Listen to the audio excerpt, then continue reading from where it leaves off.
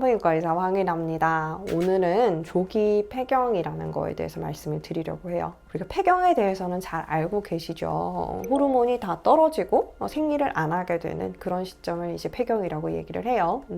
그런데 폐경이 일어나는 나이가 대략 평균적으로 50세 정도가 되거든요. 대부분은 한 45세에서 55세 사이에 폐경이 되시고요. 이때 폐경되는 거는 뭐 친구들보다 한 1, 2년 빨리 됐다, 1년 늦게 되었다라고 해서 크게 차이는 없는데요. 그런데 우리가 조기 폐경이라고 얘기하는 거는 굉장히 큰 차이가 있고 큰 문제가 있을 수 있어요. 그래서 오늘은 조기 폐경에 대해서 알려드리고 그게 어떤 문제가 될 수 있는지, 그리고 어떻게 치료를 하면 좋은지에 대해서 같이 알려드릴게요. 우리가 보통 저는 폐경이 빨리 됐어요 라고 얘기를 하시는 게 뭐 47세? 8세? 요 정도에 됐을 때 저는 뭐 빨리 됐어요 라고 말씀을 하시는데, 그거는 정상적인 범위고요. 우리가 이른 폐경이라고 얘기를 하는 게 40세에서 45세 사이, 요때는 폐경이 됐을 때 이때는 정말 일찍 됐다라고 얘기를 해요. 그런데 조기 폐경은 40세 이전에 폐경이 된 걸 얘기를 해요. 40세 이전이면 30대잖아요, 그죠? 30대인데 50대 아줌마 같은 이런 상태가 된다면 30대는 굉장히 마음이 그렇겠죠. 그리고 폐경의 문제가 뭐예요? 폐경은 정말 폐경기가 되어서 폐경이 되시는 분들은 열감이 생긴다든지, 아니면 이제 건강상의 문제들, 뭐 살이 찐다든지, 뭐 고지혈증이 생긴다, 혹은 뭐 뼈가 약해진다, 이런 것들이 문제가 되시겠지만 30대에서 폐경의 문제는요, 임신을 못한다는 게 가장 큰 문제예요. 요즘 결혼 연령이 점점 뒤로 밀리고 있잖아요, 그죠? 우리가 옛날처럼 20대 때 결혼해서 20대 애를 낳는 시기는 지난 것 같아요. 보통은 30대에 결혼을 많이 하고요. 아이를 바로 낳는 분들도 있지만 부부 둘만의 생활을 좀 즐기다가 나는 아이는 천천히 낳겠어 하는 분들도 많아요.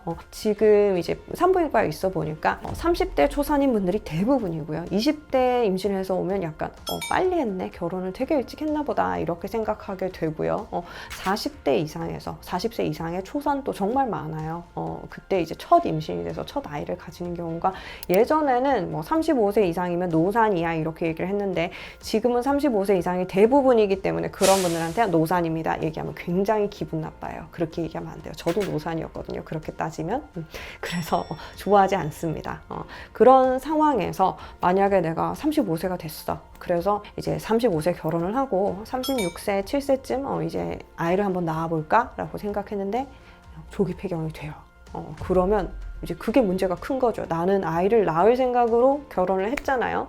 그런데 이제 아이를 못 낳게 되었다는 거가 굉장히 충격적이고 큰 문제를 일으킬 수가 있는 거죠. 이 나이 때는 이게 가장 큰 문제예요. 그리고 나서 이제 생기는 문제들이 일반적인 갱년기 증상들, 이런 거에 대한 문제죠.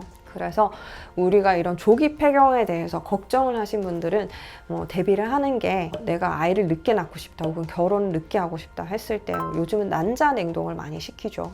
난소는 어떤 식이냐면요, 내가 평생 동안 배란할 난자를 아기 때 이미 가지고 태어나요.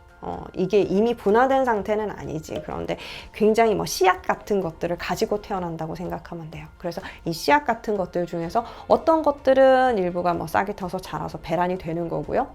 어떤 것들은 그냥 씨앗 형태로만 남아있다가 없어지는 거고, 그렇게 되는데, 어쨌든 이거를 양을 가지고 태어나는 거예요. 그래서 이거를 다 쓰고 나면 폐경이 되는 거죠. 이거를 우리가 난소 배란 예비능 검사라는 걸로 조금 알아볼 수는 있어요. 그런데 이게 100% 정확한 검사는 아니지만 너무 떨어져 있거나 그럴 때는 약간 의심을 해볼 수는 있는 거죠. 어쨌든 이런 방식으로 배란이 되는데, 원래는 한 달에 하나의 난자만 배란이 돼요. 여러 개의 난포들 중에서 하나만 자라서 얘 안에서 배란이 되고 없어지고, 그 다음 주기에는 또 나머지 난포들 중에서 하나가 선택돼서 자라고, 이거의 반복인데요. 난자 냉동은요, 이렇게 한 개씩을 뽑아내는 게 아니고요, 그 주사를 맞는 방식으로 해서 얘들이 뭔가 이제 착각을 해서 한꺼번에 많은 난자를 배란하도록 만들어요.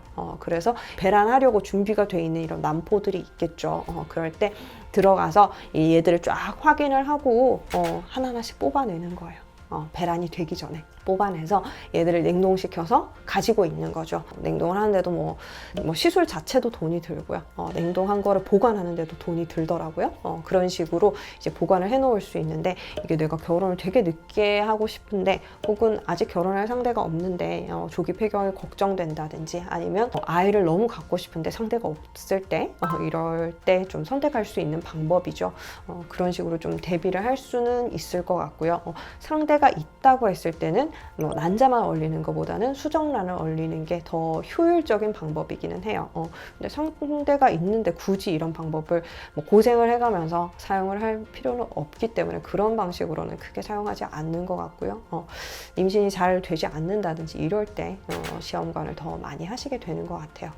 어쨌든 이런 방법들이 있고요. 일단은 임신에 대해서는 그런 방법들로 좀 대비를 하거나 하실 수 있을 거고, 호르몬이 부족한 것 때문에 생기는 문제들은 호르몬을 넣어줘서 해결할 수 있어요. 우리가 없는 난자를 만들어낼 수는 없지만, 다 써버린 거잖아요. 없는 거를 만들어낼 수는 없지만 이제 호르몬이 없는 거는 약을 먹어서 보충을 해줄 수가 있는 거죠. 우리가 이제 폐경 후에도 호르몬 보충 요법을 하잖아요. 그런 것처럼 너무 일찍 폐경이 됐을 때 젊은 분들 경우에도 호르몬 보충 요법을 하는데요. 이런 경우에는 폐경 후에 호르몬 보충 요법보다 용량을 훨씬 더 많이 써도 괜찮고요. 부작용에 비해서 우리가 얻을 수 있는 효과가 훨씬 더 많아요. 왜 그럴까요? 이 나이 때는 원래 호르몬이 많아야 되는 나이예요. 호르몬이 없어서 문제가 되는 거죠. 호르몬이 많아서 생길 수 있는 문제는 많지 않아요. 우리가 50세, 60세 이렇게 나이가 들어갈수록 호르몬에 의한 문제는요, 우리가 제일 걱정하는 거 뭐예요? 유방암. 유방 쪽에 계속 이제 호르몬이 노출되는 기간이 길어지면서 이제 문제 생길 수 있는 거, 혈전. 이런 것들이 이제 제일 걱정을 하는 요소인데, 젊을 때는요 원래는 호르몬이 훨씬 더 많이 나와야 되는 시기예요.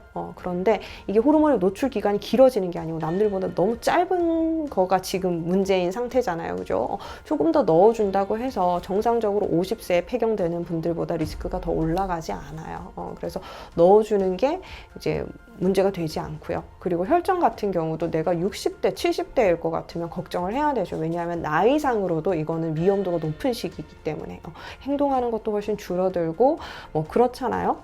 그래서 혈전에 대해서 걱정할 나이인데 비해서 30대에 누가 혈전을 걱정을 해요?